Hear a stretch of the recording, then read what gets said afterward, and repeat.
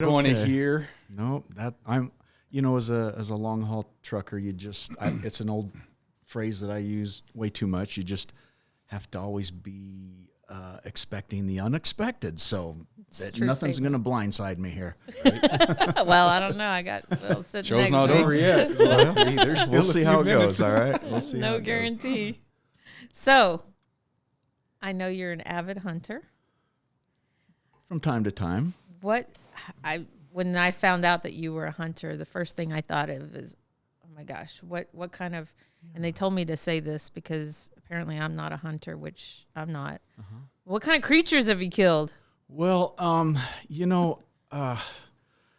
hold on now. You're not going to apologize to the hunters out there, creatures. No, usually you start out as a young boy hunting birds. I can remember, I grew up in northern Utah, and my grandfather was a farmer, so I had this huge farm that had pheasants on it and rabbits and stuff. And there's out by where the Golden Spike is, there's a beautiful valley up there called the Howell Valley. This is where my grandmother was raised, and I was probably about 8 years old when I got to go on my very first hunt. It was in the wintertime, and it was for cottontail. Oh. And I got a little 410 shotgun that was all that my little 8-year-old frame could bear at the time, and went with my dad and his brother and a few others, and that was my very first hunt.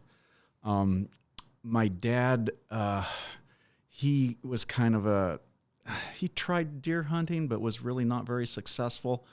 And I remember seeing his deer rifle in the house and stuff, and we'd go out and target shoot with it as a young boy. And he just got really frustrated that he wasn't, getting anything. And by the time I got old enough to mentor under him, he'd pretty much just said the heck with it.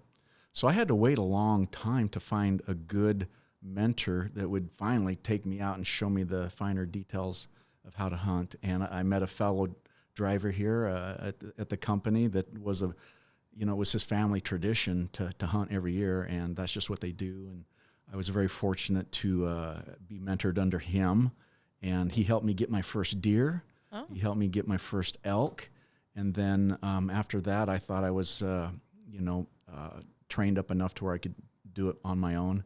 And I was able to go on, and I invited my brother to join me on that hunt, and I was able to get my own deer by myself, as my brother kind of tagged along. Yeah. So I got a younger brother. He's about 1.5 years, and he's always my sidekick. And if anything else, he just kind of helped me with the muscle to drag it up the hill, Yeah, so, for sure. But for sure. So deer and elk and and in this desert area we got an incredible dove. Oh yeah. Situation there, and that's a lot of fun. And Tammie's joined me on some of those dove hunts. And have you killed anything? No. I mean, neither. I kind of like hunting at Fry's. It's hard enough hunting the meat over there. I have to drag it to the cart, and everyone thinks I'm from Tennessee, and they think, oh, you're from Tennessee. I make moonshine, and I'm a hunter. I am not. I'm no Alvin York. Never hunt? No, I feel sorry for animals. You feel sorry for I do. As you're hunting them in the grocery store. The very first time that my do you dad... feel sorry for them as you're putting them in your mouth? No, they all go great with mashed potatoes. All of God's little creatures. That's right. My hunting experience, the only time my dad had a slingshot, and I pulled a big ball bearing, and on his outside porch, there's this big, huge pine tree, and this squirrel was just minding its business, and I pulled a slingshot with the ball bearing, and it hit the squirrel in the spine and dropped, and I felt guilty, and I said I could never do it again. Yeah. And it was stroke of luck. I could never do it again in a million years. And I kind of have a similar thing, just to kind of wrap up my hunting story.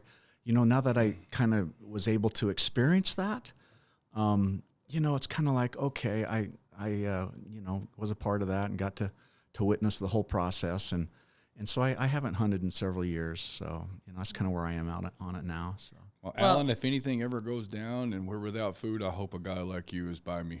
Okay. I will help you drag it. All right, appreciate it. The neighbor, my neighbors, he made with dove. He did dove poppers. Oh. And so you take like the jalapeno and you cut it in half, and he stuffs it with the cream cheese and the dove on top. Oh, my gosh. Yuck. No, that is the delicious. bird, the dove? Like they're like little lovebirds, aren't they? Oh man, but the meat is fantastic. Oh, that is so mean. I don't did even know what not to say. Oh, It's so good. Oh yeah, but the bad thing is like I just wanted to eat the whole plate Yeah. because they're so delicious. Do you like Wait. Dove, Tammy? No. No. See, You don't like Dove? I think you and Linda need to switch chairs here. So if he's shooting the deer and the elk, do you like deer or elk? Well, if he disguises it with the mashed potatoes and the gravy, and don't tell me that is, Then just you're okay? Let me know that it's chicken. Yeah. then So I'll so be one of my okay. specialty Okay. I'm with you. one of my specialties is to make mystery meatloaf. That way she doesn't know if it's being made out of hamburger from cows or if it's maybe something I hunted. So Wow. Well, do As you ever long as make I jerky from it? you know, not myself. I can take the meat to a processor and they'll do that for you. Man, I for a love fee. deer jerky. Yeah. Elk jerky. No. Oh my gosh. Absolutely It's not. fantastic. Yeah. No. I'm taking your Tennessee card away. No. For all my Southern friends, if you just learned that about me, I'm sorry. I do not. I'm So- not into it. She has an interesting story about I was caught out on the road. I had put my elk in for processing, and so she had to go pick up the meat from the cold storage facility. Do you remember kind of how that went? Didn't you take a couple of your daughters with you? And you just got a lot of. I put you on the spot, huh? Do you, She's like, I don't you remember? remember. No? well, okay.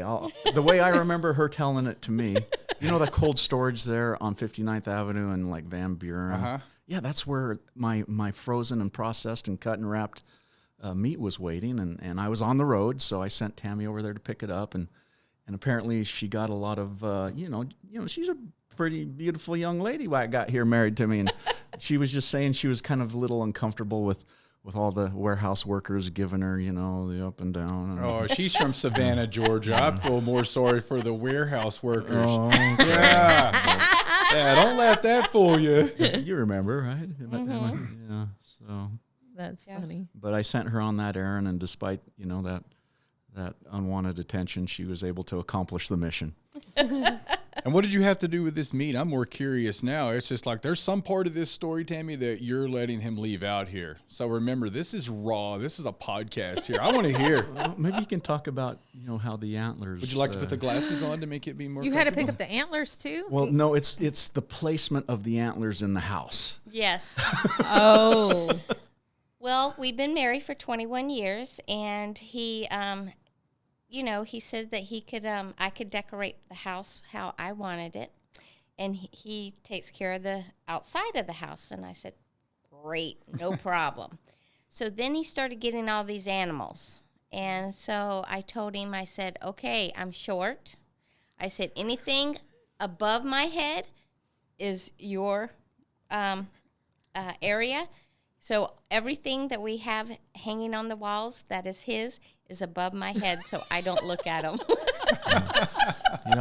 There's still we have like cathedral ceilings in our home, and so in the living room, there is a reserved space, and like somebody coming in for the first time, they would see my future moose that I'm going to hang there. Oh, wow. You No. want a moose? See, and this is the argument we have. She's not too But when keen he on goes that. to thing's hunt that, huge. look here. I see these shows on animals gone wild or nature gone wild. You be sure to get him to sign that life insurance. Up it immediately because Yeah. those things look mean. They do some damage. They're huge. Yeah. No, Do you no. eat moose? Oh yeah, Well, you Yeah, would. You it's- ate a dove. Yeah, I would try it. Ugh. Yeah, so there's another coworker that we have here in Knight that's very active in hunting, and he's gotten who I'm talking about. Yeah. And he's got all the taxidermy and stuff, including moose. And Yeah. I know it's his moose mount is one of the centerpieces of the entryway to his home. Wow. And, They're one day I can have that too. huge Yeah, I like the creatures. bear. I like the bear he has. Oh Oh, yeah, yeah, that bear is pretty Yeah. cool. Yeah, that bear's cool. yeah. And there's been some debate with his better half on where The bear? it should be located or not. Right? So there's always this controversy between husband and wife on where the taxidermy is going to end up in the house. Well, if I'm it with even you. ends up Yeah. in there. I I did wouldn't tell want him it. that, when he does die, that his casket will be a piano casket, so I can bury all those with him. Right. So a very large one? Yes, All a very, right. very large. Wow, can you imagine if you get that moose? Yeah. Better have a bigger casket. Might need a double stacked. Thank you for watching that clip. I hope you enjoyed it. If you want to see more clips like that, please click here. Or if you'd like to check out a full episode, click here. And don't forget to subscribe to us on YouTube.